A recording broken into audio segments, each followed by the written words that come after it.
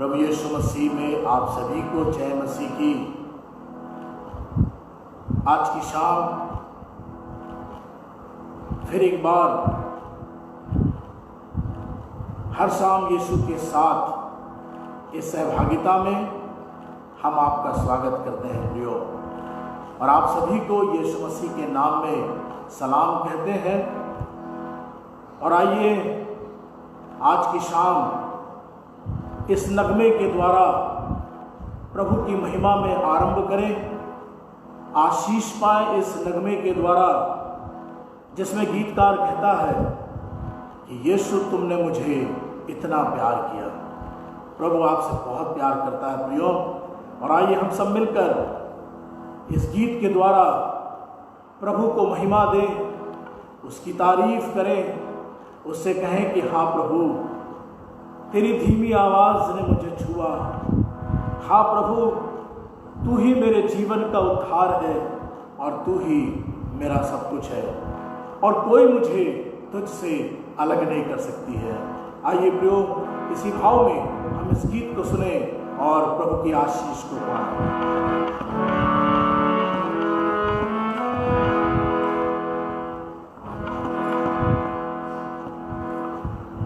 यीशु तुमने मुझे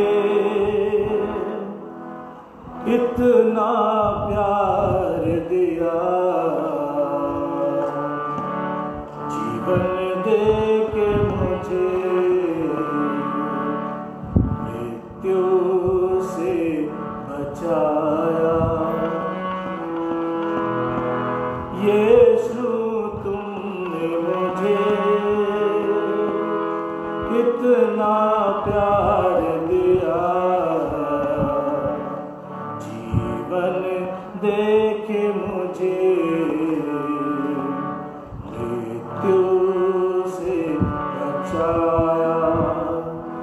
अब यीशु तू ही है मेरे जीवन का आधार। अब यीशु तू ही है मेरे जीवन का आधार। यीशु तुमने मुझे इतना प्यार दिया, जीवन दे के मुझे मृत्यु से बचाया। यीशु तुमने मुझे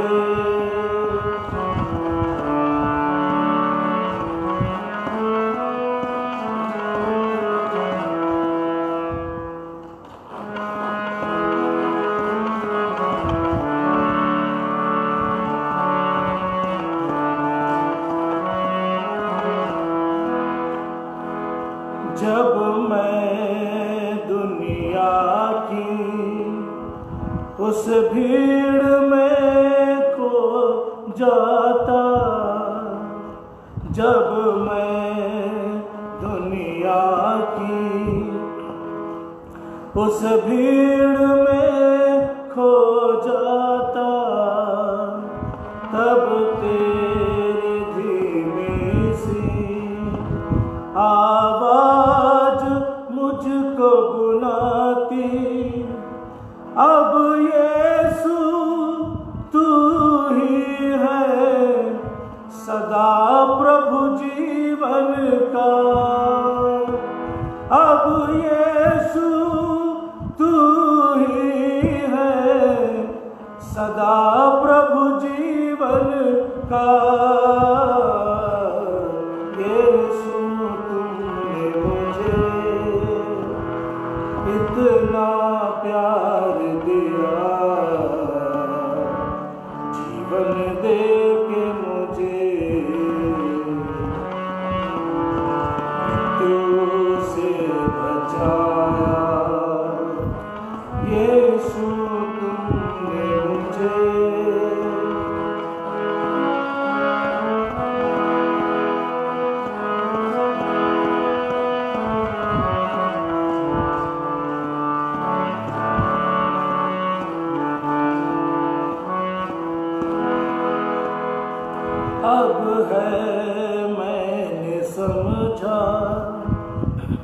तो उद्धार मेरे जीवन का अब है मैंने समझा, तो उद्धार है मेरे जीवन का, तेरी राहों पर अब संग सदा मैं चलूँगा, ना मृत्यु ना बंधन कर सके ना तुझसे जुदा, ना मृत्यु ना बंधन कर सके ना तुझसे जुदा।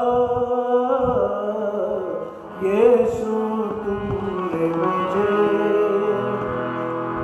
इतना प्यार दिया, जीवन दे के मुझे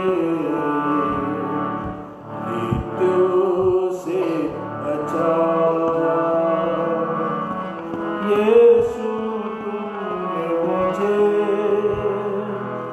अब यीशु तू ही है मेरे जीवन का आधार, अब यीशु तू ही है मेरे जीवन का आधार। यीशु तुमने मुझे इतना प्यार दिया, जीवन दे के मुझे मृत्यु से बचाया। यीशु तुमने मुझे। प्रार्थना करें। जीवित परमेश्वर, हमसे आसमानी प्रेम करने वाले प्रभु, बड़े ही विनम्रता के साथ एक बार फिर से परमेश्वर हम तेरे चरणों में पाए जाते हैं। प्रभु, फिर से एक बार हम तेरी आवाज़ को सुनना चाहते हैं। फिर से एक बार प्रभु हम तेरे कलाम की रोशनी में अपने आप को देखना मांगते हैं प्रभु, और इसलिए पवित्र आत्मा के द्वारा हम में से हर एक को अपनी समझ दे, अपनी बुद्धि और ज्ञान से परिपूर्ण करें और पवित्र आत्मा को हमारे बीच कार्य करने दें। पवित्र आत्मा हम सभी को अपने पवित्र अधीनता में लें और प्रभु अपने कलाम को समझने के लिए आप हमें शक्ति प्रदान करें। आज जितने भी लोग इस सहभागिता में हैं प्रभु, हर एक को अपने वचन की सामर्थ्य से स्पर्श करें प्रभु, ताकि आज हम जान सकें कि प्रभु तेरा बलिदान हमारे जीवनों के लिए कितना महत्वपूर्ण ठहरा, और यदि तू बलिदान नहीं होता यीशु तो हम बचाए भी नहीं जाते। प्रभु दया करें, यीशु मसीह के नाम से प्रार्थना मांगते हैं, आमीन।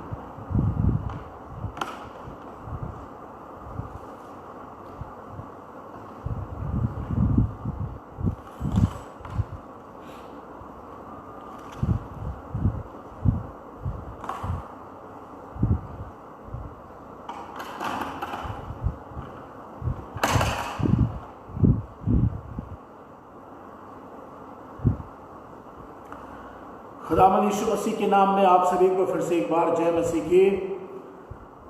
प्रियो, आज की शाम प्रतिदिन की तरह फिर से एक बार हम इब्रानियों की पत्री और उसके 10वें अध्याय पर हम थोड़ी देर अपना ध्यान केंद्रित करेंगे और हम सभी आध्यात्मिक चिंतन की तरफ हम आगे बढ़ेंगे। और प्रतिदिन की तरह फिर से एक बार इस क्रम में आज फिर इब्रानियों का एक चैप्टर अर्थात 10वां अध्याय हमने आप सबके और अपने मनन और चिंतन के लिए लिया है। लेकिन आज हम इस 10वें अध्याय को, क्योंकि ये जो अध्याय है ये काफ़ी बड़ा अध्याय है और इस अध्याय को आज हम 2 भागों में विभाजित करेंगे, और इसलिए आज हम सिर्फ इब्रानियों की पत्री और उसके 10वें अध्याय के 1 से लेकर 18वें तक हम थोड़ी देर परमेश्वर के कलाम पर चिंतन करेंगे। प्रियो, इससे पहले कि हम प्रभु के वचन की ओर बात करें या प्रभु के वचन की बातों को सीखें, प्रभु में आप सभी के लिए हम प्रभु की आशीष की घोषणा करते हैं और आप सभी से हम ये कहना चाहते हैं कि परमेश्वर आपसे बहुत प्यार करता है। प्रियो, प्रभु आपसे बहुत प्यार करता है। ये वो परमेश्वर है जिसने अपने पुत्र को आपको बचाने के लिए, आपके और समस्त जगत के लोगों के अधर्म से उनको छुड़ाने के लिए उसने अपने बेटे की कुर्बानी दी। और उसका प्रेम अद्भुत है, उसका प्रेम अगापे प्रेम है, उसका प्रेम प्रगाढ़ है, उसका प्रेम कभी समाप्त नहीं हो सकता है। लेकिन मेरे मित्रों, मैं आपसे ये कहना चाहता हूं कि अंत के दिनों में जब पृथ्वी अपने अंतिम पड़ाव पर है, पृथ्वी अंतिम युग की तरफ अग्रसर है, प्रियो, हम चाहते हैं कि जितना ज़्यादा समय हो आप प्रभु को दें, जितना ज़्यादा हो सके हम सब प्रभु के पास बैठे रहने पाए। प्रियो, संसार की बातें आपको तकलीफ दे सकती है, संसार की तमाम परिस्थितियां जो है आपके जीवन में क्लेश ला सकती है, लेकिन परमेश्वर के साथ आत्मिक संगति करना आपके जीवन में आनंद की भरपूरी को लेकर आ सकता है। हालेलुया। और इसलिए जब जब आप प्रभु के चरणों में बैठेंगे, प्रभु आपको अपने आनंद से भर देगा, प्रभु आपके जीवन की तमाम समस्याओं से आपको छुटकारा देगा। और इसलिए आइए प्रियो, आज फिर से एक बार प्रभु के कलाम की कुछ बातों को हम आपके सामने रखने जा रहे हैं। ध्यान से सुनिए, अपने पवित्र वचन को जो आपके पास में है आप उसे खुला रखें और इब्रानियों 10 उसके 1 से लेकर 18वें आयत में एक बहुत ही महत्वपूर्ण बात आज मैं आपके सामने करने जा रहा हूं। और वो महत्वपूर्ण बात यह है कि प्रभु यीशु मसीह ही सारे संसार के लोगों के लिए सिद्ध बलिदान ठहरा। आज का जो हमारा विषय है कि प्रभु यीशु मसीह सारे संसार के लोगों के लिए, उनके अधर्म से उनको छुड़ाने के लिए, उनके छुटकारा के लिए, अनंत जीवन के लिए यीशु मसीह सिद्ध बलिदान ठहरा। 10वें अध्याय के पहले आयत में आपको पढ़ने को मिलेगा, क्योंकि व्यवस्था जिसमें आने वाली अच्छी वस्तुओं का प्रतिबिंब है पर उनका असली स्वरूप नहीं, इसलिए उन एक ही प्रकार के बलिदानों के द्वारा जो प्रतिवर्ष अचूक चढ़ाए जाते हैं पास आने वालों को कदापि सिद्ध नहीं कर सकती। इस पहले आयत में व्यवस्था के बारे में बात की गई है, क्योंकि ये वो व्यवस्था है जो मिस्र की गुलामी से छूटने के बाद परमेश्वर ने इस्राएलियों को प्रदान की। और यहाँ पर बलिदान की बात की गई है और लिखा है, क्योंकि व्यवस्था जिसमें आने वाली अच्छी वस्तुओं का प्रतिबिंब है पर उनका असली स्वरूप नहीं है। व्यवस्था के अंदर परमेश्वर ने आने वाली बहुत सारी अच्छी वस्तुओं के बारे में परमेश्वर ने बात की। और ये जो अच्छी और आने वाली वस्तु क्या है, इसके बारे में आप दूसरे आयत में देखेंगे। ये तो तमाम वस्तुएं जो पुरानी व्यवस्था में जो बलिदान के लिए ठहराई गई थी और जो बलिदान की विधि ठहराई गई थी, ये तमाम जो बातें थी जो परमेश्वर ने मनुष्य के पाप शुद्धिकरण के लिए जो बलिदान ठहराए थे, नई व्यवस्था के पहले अध्याय से लेकर आगे के अध्यायों में आपको बलिदान का वर्णन मिलेगा। बहुत सारे बलिदानों का वृतांत वहां पर है। प्रभु कभी चाहेगा तो उन बलिदानों के बारे में हम बात करेंगे, क्योंकि आज हमारे पास में समय कम है और इसलिए हम सिर्फ आपसे ये कहना चाहते हैं कि जितने भी बलिदान उस समय ठहराए गए थे और उन तमाम बलिदानों को परमेश्वर ने मात्र प्रतिबिंब ठहराया या एक छाया मात्र ठहराया। और लिखा है कि वे सभी या वे सब कुछ जो थे असली स्वरूप में नहीं थे, वो तो छाया मात्र थे। और इसलिए उन एक ही प्रकार के बलिदानों के द्वारा जो प्रतिवर्ष अचूक चढ़ाए जाते हैं पास आने वालों को कदापि सिद्ध नहीं कर सकती। जो बलिदान परमेश्वर ने ठहराए थे मिस्र की गुलामी से छूटने के बाद इस्राएलियों के धार्मिक और उनके आत्मिक उन्नति के लिए और पाप शुद्धिकरण के लिए, वो सब कुछ जो था वो मात्र छाया था या प्रतिबिंब था। या वो एक नमूना था, और उस नमूने के बारे में परमेश्वर ये कहना चाहता है कि ये जो बलिदान थे वो वर्ष में एक बार बिना चूके बलिदान चढ़ाया जाता है, और साल में एक बार बलिदान चढ़ाने के बाद ये बलिदान जिसके बारे में बाइबल बताती है कि ये किसी भी मनुष्य को या बलिदान चढ़ाने वाले को या जिसके लिए बलिदान चढ़ाया जा रहा है उसके पापों से उसे छुड़ा नहीं सकती, क्योंकि बाइबल बताती है कि एक बार बलिदान यदि चढ़ाया जाता तो उसके बाद आने वाले साल तक के लिए उनके मनों में एक अपराध बोध जरूर बना रहता कि अब अगले साल फिर हमें अपने गुनाहों के लिए पाप का बलिदान चढ़ाना है। और इसीलिए बेशक प्रतिवर्ष बिना चूके महायाजक इस बलिदान को, जो पाप शुद्धिकरण का जो बलिदान था, जो पाप छुटकारा का जो बलिदान था, वो चढ़ाया करता था। लेकिन हमेशा ये बलिदान, इस बलिदान के अंदर एक महत्वपूर्ण बात ये रहती थी कि अगले वर्ष फिर याजक को उसी बलिदान की वस्तु को लेकर महापवित्र स्थान में चढ़ाना है। और इसलिए ये बलिदान कभी भी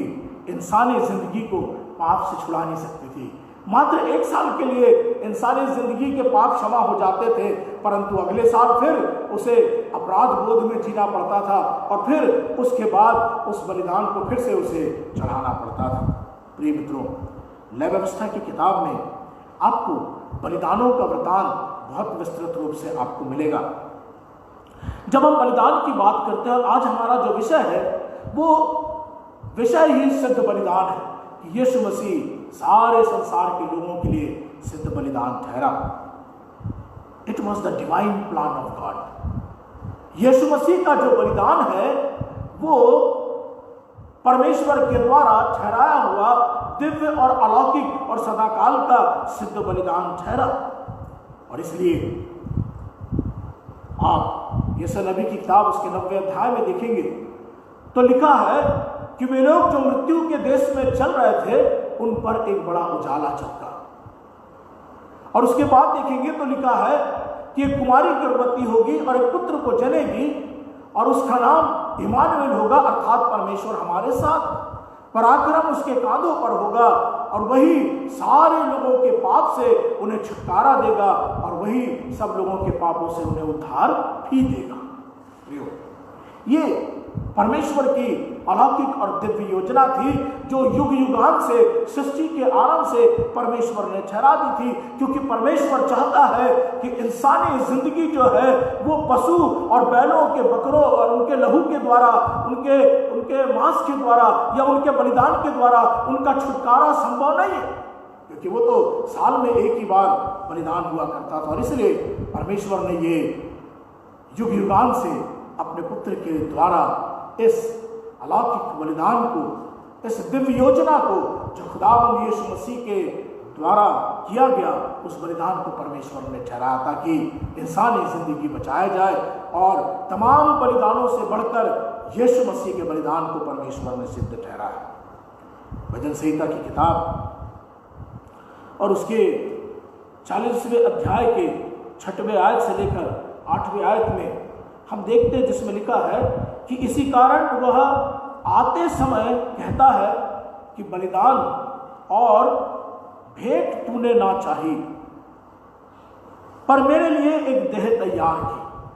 परमेश्वर की दिव्य योजना में, परमेश्वर की अलौकिक योजना के अंदर, जिसमें मनुष्य के पापों को परमेश्वर इस सिद्ध बलिदान के द्वारा समाप्त कर देना चाहता है, उद्धार के मार्ग को प्रशस्त कर देना चाहता था, परमेश्वर ने अपने पुत्र के लिए एक देह को तैयार किया। और लिखा है आदि में वचन था और वचन परमेश्वर के साथ था, और वही वचन देहधारी हुआ और मनुष्यों के बीच में वो वचन डेरा किया। प्रियो, लिखा है कि परमेश्वर ना तो वस्तु के बलिदान से प्रसन्न हुआ, और लिखता है परमेश्वर के वचन में कि ना तो तूने बलिदान और भेंट तूने चाही, और न तू होम बलियों और पाप बलियों से तू प्रसन्न हुआ, परंतु तूने मेरे लिए एक देह तैयार किया। हालेलुया।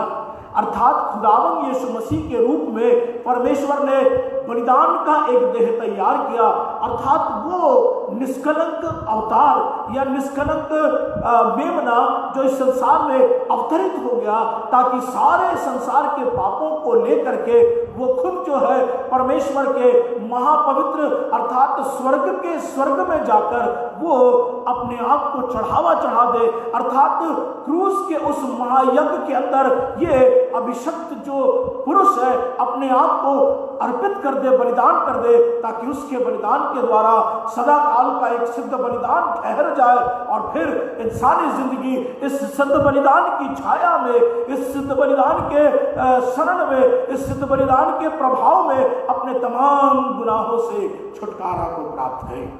यीशु मसीह का बलिदान सिद्ध बलिदान ठहरा। प्रियो, यदि वो सिद्ध बलिदान नहीं ठहरता और यदि जो बलिदान पहले किया जाता था साल में एक बार, तो उसके लिए लिखा है नहीं तो उनका चढ़ाना बंद क्यों ना हो जाता। साल में एक बार बलिदान चढ़ाने के बाद पाप शुद्धिकरण की विधि जो थी वो पूर्ण हो जाती थी और ये धारणा थी कि मनुष्य के पाप क्षमा हो गए। और यदि ऐसा था तो सेवा करने वाले एक ही बार शुद्ध हो जाते तो फिर उनका विवेक उन्हें पापी ना ठहराता। परंतु साल में एक बार अचूक रीति से बलिदान चढ़ाने के बाद भी मनुष्य का विवेक उन्हें पापी ठहराता था और दोबारा उन्हें फिर से साल के दूसरे साल में फिर से उन्हें अपने पाप बलिदान के लिए उन्हें मेमने का बलिदान चढ़ाना पड़ता था, पाप शुद्धिकरण के लिए, पापों से मोक्ष के लिए, पापों से छुटकारा के लिए। परंतु उनके द्वारा प्रतिवर्ष पापों का स्मरण हुआ करता था, क्योंकि यह अनहोना है कि बैलों और बकरों का लहू पापों को दूर करे। प्रियो, ये कैसे संभव था कि बैलों और बकरों का लहू जो है इंसानी जिंदगी के पापों को दूर करे, जबकि इंसानी जिंदगी के गुनाह जो थे वो इतने घृणित गुनाह थे, इंसानी जिंदगी ने इतना घृणित पाप किया था, परमेश्वर की आज्ञा का उल्लंघन किया था, परमेश्वर की आज्ञा उल्लंघन करने के कारण हत्या जैसे भयानक पाप ने संसार में जन्म ले लिया, व्यभिचार जैसे पाप ने संसार में जन्म ले लिया, और इन तमाम भयानक पापों के लिए बकरों और पशुओं का जो लहू है वो पाप को शुद्ध नहीं कर सकता था। इंसान को यदि मुक्ति किसी बात में मिलती पाप से, तो वो था खुदावंद यीशु मसीह का पवित्र लहू। हालेलुया। वो था प्रभु यीशु मसीह का सिद्ध बलिदान। और इसलिए परमेश्वर ने अपने पुत्र को अपने इस दिव्य योजना के तहत उसने युग युगान से ठहरा दिया कि वही सिद्ध बलिदान है जो सारे संसार के लोगों के लिए अपने आप को बलिदान करेगा। और वो अभिषिक्त पुरुष काटा गया और वो सिद्ध बलिदान ठहरा ताकि इंसान जो है उसके बलिदान के द्वारा छुटकारा को पा सके। पुराने बलिदान में वो ऑनगोइंग प्रोसेस था, हर साल बलिदान होता था, लेकिन ये सिद्ध बलिदान इसलिए सिद्ध बलिदान ठहरा क्योंकि बाइबल बताती है परंतु यह व्यक्ति तो पापों के बदले एक ही बलिदान सर्वदा के लिए चढ़ाकर परमेश्वर के दाहिने बैठा। हालेलुया। ये व्यक्ति जिसके बारे में बात कर रहे हैं, जो अपने परमेश्वर से कहता है कि हे परमेश्वर, तूने बलिदान और बलिदान की भेंट की वस्तु तूने नहीं चाही, तू होम बलि और पाप बलि से प्रसन्न नहीं हुआ, परंतु तूने मेरे लिए एक देह तैयार किया, अर्थात वो वचन जो देहधारी हुआ इस संसार में देह के रूप में प्रकट हो गया यीशु के रूप में। और यही जो देह था वो परमेश्वर पुत्र यीशु मसीह ने अपने पिता के चरणों में सदा काल के लिए अर्पित कर दिया। क्रूस की कुर्बानी में उसने अपने आप को बलिदान कर दिया। और बाइबल बताती है इस व्यक्ति ने पापों के बदले एक ही बलिदान सर्वदा के लिए चढ़ाकर परमेश्वर के दाहिने जा बैठा। क्रूस यज्ञ में खुदावंद यीशु मसीह न केवल बलिदान हुआ, लेकिन क्रूस यज्ञ का जो दूसरा जो पहलू था, या क्रूस यज्ञ के अंदर परमेश्वर की दूसरी और सबसे महत्वपूर्ण जो योजना थी और जो बात थी, वो ये थी कि यीशु मसीह पुनरुत्थित हुआ, वो जी उठा और परमेश्वर पिता के दाहिने जा बैठा, ताकि उसका ये जो बलिदान है वो सारे संसार के लोगों के लिए सिद्ध बलिदान ठहरे। और इसलिए बाइबल कहती है अब कोई भी बलिदान बाकी नहीं कि किसी इंसान के लिए फिर से दोबारा बलिदान किया जाए। और उसी समय से इसकी बाट जो रहा है कि उसके बैरी उसके पांव के नीचे की पीढ़ी बने, क्योंकि उसने एक ही चढ़ावे के द्वारा उन्हें जो पवित्र किए जाते हैं सर्वदा के लिए सिद्ध कर दिया। प्रभु यीशु मसीह ने अपने आप को बलिदान करके सर्वदा काल के लिए उसने अपने आप को बलिदान कर दिया, और उसने इस बलिदान को सिद्ध ठहराया और पिता के दाहिने बैठा। और उसके बाद लिखा है कि इस चढ़ावे के द्वारा वे लोग जो उसके पवित्र लहू के द्वारा पवित्र किए जाते थे पुराने बलिदान में, वे लोग जो उस विधि में, उस बलिदान में जो एक प्रतिबिंब की तरह इस संसार में परमेश्वर ने लोगों के पाप से छुटकारा के लिए विधि ठहराई थी, उस प्रतिबिंब को हटाकर परमेश्वर ने अपने पुत्र के लिए उसने ये विधि ठहरा दी, अपने पुत्र का बलिदान ठहराया, ताकि उसके पवित्र लहू के द्वारा लोग पवित्र किए जाएं, और सर्वदा के लिए उसने लोगों को सिद्ध कर दिया। और इसलिए पवित्र आत्मा भी हमें यही गवाही देता है, क्योंकि उसने पहले कहा था कि मैं जो वाचा उन दिनों के बाद बांधूंगा, यिर्मयाह नबी की किताब और उसके 31वें अध्याय की 33वें आयत में जब आप पढ़ेंगे तो आप पाएंगे लिखा है कि मैं इस वाचा में, जो नई वाचा है, और इस वाचा में प्रभु यीशु मसीह का बलिदान हमारे लिए हुआ, और इस नई वाचा में परमेश्वर हमसे कहता है कि मैं अपनी व्यवस्था को और अपने नियमों को तुम्हारे हृदयों पर लिखूंगा, और मैं उनके विवेक पर अपनी व्यवस्था को डालूंगा, और मैं उनके पापों को और उनके अधर्म के कामों को फिर कभी स्मरण नहीं करूंगा। प्रियो, यदि आप तीतुस की पत्री को देखें तो वहां पर बहुत ही महत्वपूर्ण बात हम सब के लिए परमेश्वर का कलाम यहाँ पर कहता है। तीतुस की पत्री और उसके दूसरे अध्याय और उसके 11वें आयत से लिखा है, क्योंकि परमेश्वर का वह अनुग्रह प्रकट है जो मनुष्यों के उद्धार का कारण।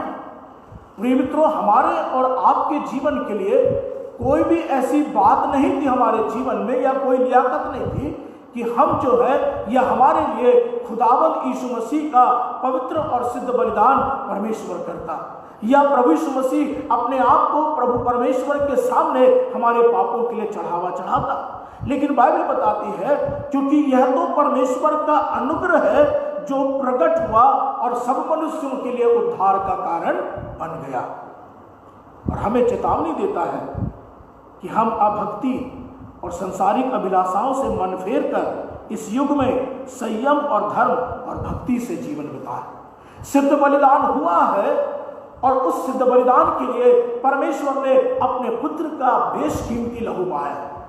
प्रभु यीशु मसीह ने स्वयं अपने आप को चढ़ावे की वस्तु बनाकर उसने हम सबको पवित्र कर दिया है, और इसीलिए आपको जानना चाहिए प्रियो कि परमेश्वर के अनुग्रह के कारण आपका उद्धार हुआ है।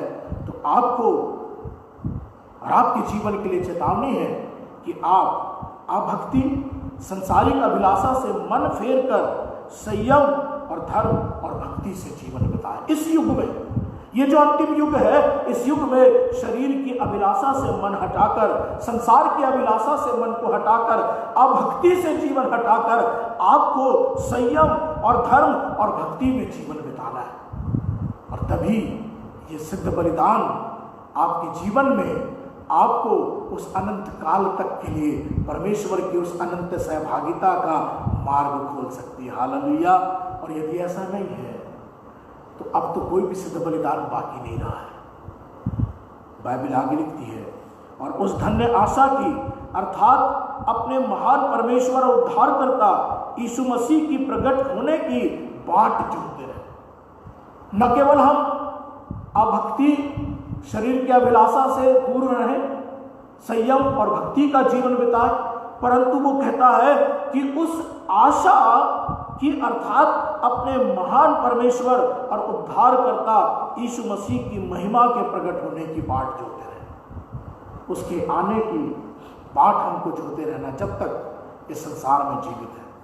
और यदि संसार में यीशु के आने के पहले जाने का समय हो जाए तो आपके अंदर इस बात की आश्वस्तता होनी चाहिए, आपके अंदर इस बात का विश्वास और इल्म होना चाहिए इस संसारिक जीवन के अंदर कि हाँ प्रभु, यदि अभी मेरी बुलाहट हो जाए तो पौलुस की तरह आप कह सकते हैं कि प्रभु जीना मेरे लिए मसीह और मर जाना उससे भी लाभ की बात है। ऐसा लगता है कि मैं कूच करके प्रभु तेरे पास चलाऊं, क्योंकि आपके अंदर इस बात का विश्वास हो जाए कि यीशु का बलिदान ही आपके पापों के छुटकारे के लिए सिद्ध बलिदान ठहरा, और उसने उस महापवित्र स्थान में प्रवेश के लिए आपके लिए द्वार को खोल दिया, ताकि जब कभी आप इस संसार से जाएंगे सुख लोक के बाद जब प्रभु आपको लेने आएगा और आपके इस पार्थिव देह को वो महिमामय देह प्रदान करके आत्मा को फिर इस देह में डालेगा, आप प्रभु के साथ उस अनंत काल की सहभागिता में जाने पाएंगे।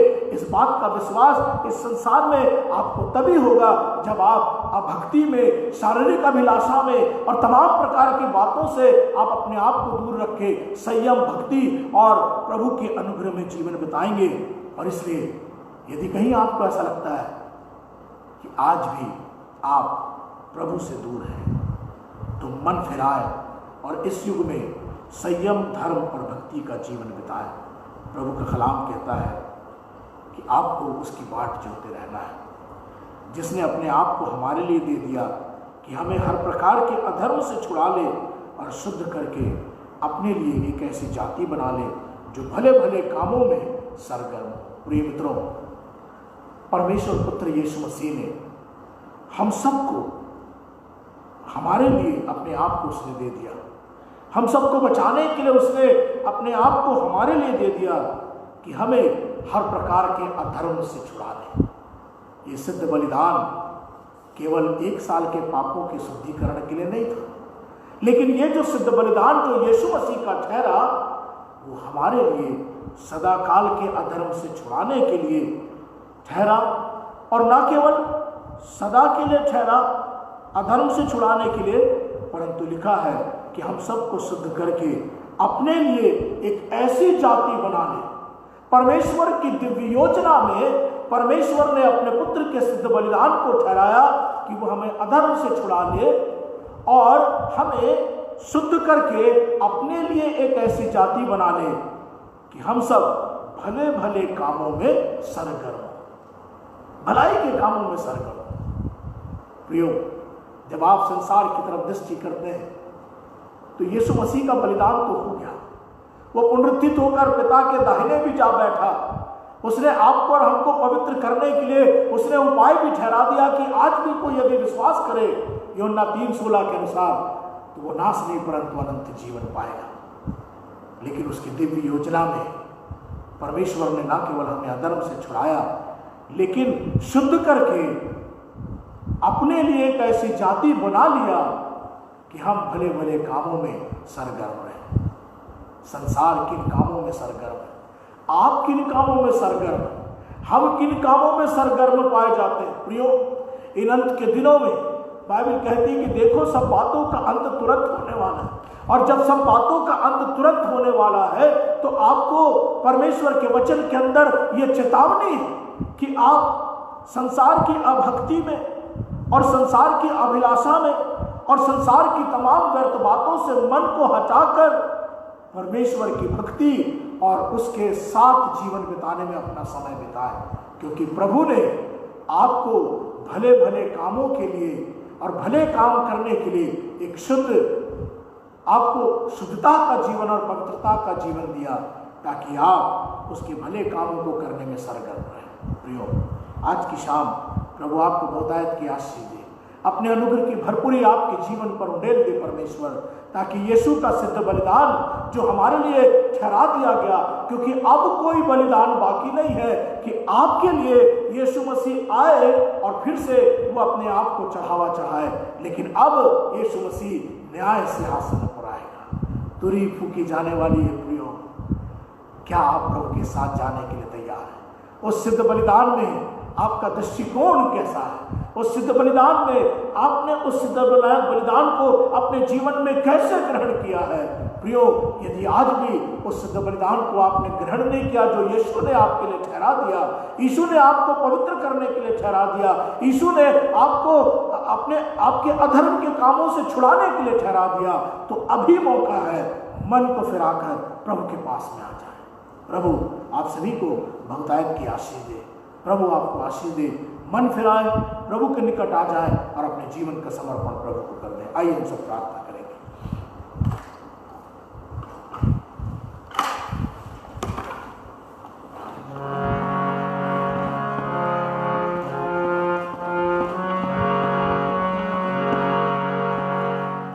आइए हम सब एक छोटा कोरस साथ मिलकर गाएंगे, उसके बाद मैं आप सभी के लिए प्रार्थना करूंगा और हमारे साथ हमारे परिवार के सारे लोग भी हैं। इस कोरस में आप हमारे साथ सम्मिलित हो, धन्यवाद के साथ स्तुति गाओ।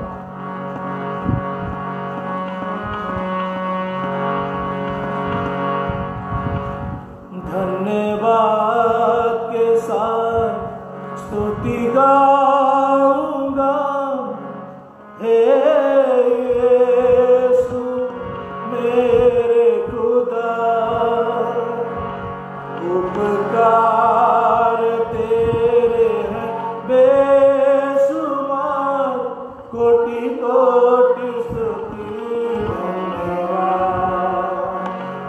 धन्यवाद के साथ स्तुति गाऊंगा, हे यीशु मेरे खुदा,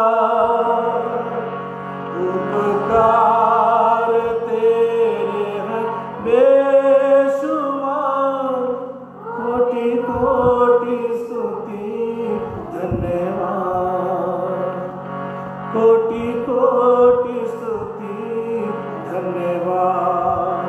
जीवित, अनुग्रहकारी और दयालु परमेश्वर, सच्चे और अच्छे प्रभु, हमसे प्रेम करने वाले परमेश्वर, हम तेरा धन्यवाद करते हैं तेरी करुणा के लिए, तेरी दया के लिए जो हमारे जिंदगियों में प्रभु जो नित्य प्रतिदिन बनी रहती है। प्रभु धन्यवाद करते हैं आज की शाम तेरे उन तमाम लोगों के लिए, उन विश्वासियों के लिए जो प्रभु आज हमारे साथ इस ऑनलाइन आत्मिक सहभागिता में सम्मिलित पाए जाते, सभी को आशीष देना प्रभु, उनके जीवन में तेरा सिद्ध बलिदान चरितार्थ हुए और जीवन में कहीं प्रभु वे प्रभु किसी ऐसी दशा में है जहां परमेश्वर उन्हें अपराध का बोध होता है, प्रभु मन फिराव का अवसर दे, अपने वचन के अनुसार उनके जीवन से प्रभु आप बात करें और प्रभु अनंत के दिनों में आप उन्हें अपने आप के लिए प्रभु तैयार करें, ताकि परमेश्वर आपका पुत्र जब इस संसार में आए प्रभु हम सारे लोग तेरी अनंत बादशाहत में उठा लिए जाए। परमेश्वर दया प्रभु जी, मैं हर एक लोगों के लिए तेरा छुटकारा मांगता, हर एक लोगों के जिंदगियों के लिए तेरे उस पवित्र लहू को क्लेम करता और उनके जिंदगियों में चंगाई, आत्मिक छुटकारा, आत्मिक शांति और प्रभु जी मन फिराव के अवसर को यीशु मसीह के नाम से क्लेम करते हैं। प्रभु जी, हमारे देश के लिए हम प्रार्थना करते हैं। हमारे देश में बहुत से लोग हैं प्रभु जो इन दिनों इस महामारी के संकट में पाए जाते हैं। प्रभु जी, आपका सामर्थ्य हर एक को स्पर्श करे। बहुत सी जिंदगियां प्रभु इस बीमारी के कारण इस संसार से चली गई। परमेश्वर, हम प्रार्थना करते हैं उन परिवारों के अंदर आपकी शांति प्रभु उन्हें स्पर्श करने पाए प्रभु जी, क्योंकि आप शांति के दाता हैं प्रभु, और आप जगत में इसलिए आए ताकि लोग जीवन में शांति पाए। प्रभुवर, हम प्रार्थना करते इस समय में बहुत सारे प्रार्थना के निवेदन हमारे पास में पाए जाते हैं। प्रभु जी, बहुत सारे लोगों ने आज प्रभु जी प्रार्थना की विनती हमारे सामने रखें उन हर एक लोगों के लिए। प्रभु जी हम आपकी आशीष को, आपके छुटकारा को यीशु के नाम में हम क्लेम कर देते। परमेश्वर दया करें प्रभु जी। धन्यवाद और धन्यवाद देते प्रभु हर एक बातों के लिए। फिर से एक बार प्रभु हम आपके अनुग्रह को चाहते हैं और धन्यवाद के साथ इस प्रार्थना को यीशु मसीह के नाम से मांगते हैं। आमीन। अब हमारे परमेश्वर पिता का प्रेम, उद्धारकर्ता प्रभु यीशु मसीह का अनुग्रह, परमेश्वर पवित्र आत्मा की शांति और सहभागिता हमें से हर एक के साथ और जितने भी लोग आज हमारे साथ ऑनलाइन हैं उनमें से हर एक के साथ यीशु के दूसरे आगमन तक बनी रहे। आमीन। आप सभी को जय मसीह की। प्रभु यीशु मसीह आपको बहुतायत की आशीष दे। आपको दिल से धन्यवाद कि आज फिर से एक बार आप हमारे साथ इस ऑनलाइन आत्मिक संगति में जुड़ने पाए। कल फिर इसी समय संध्या 6:30 बजे हर शाम यीशु के साथ इस आत्मिक संगति में आपके साथ हम मुलाकात करेंगे। तब तक के लिए आप अपना ध्यान रखें, सावधान रहें, प्रभु में बने रहें। प्रभु आपको आशीष दे। शुभ रात्रि। जय मसीह की।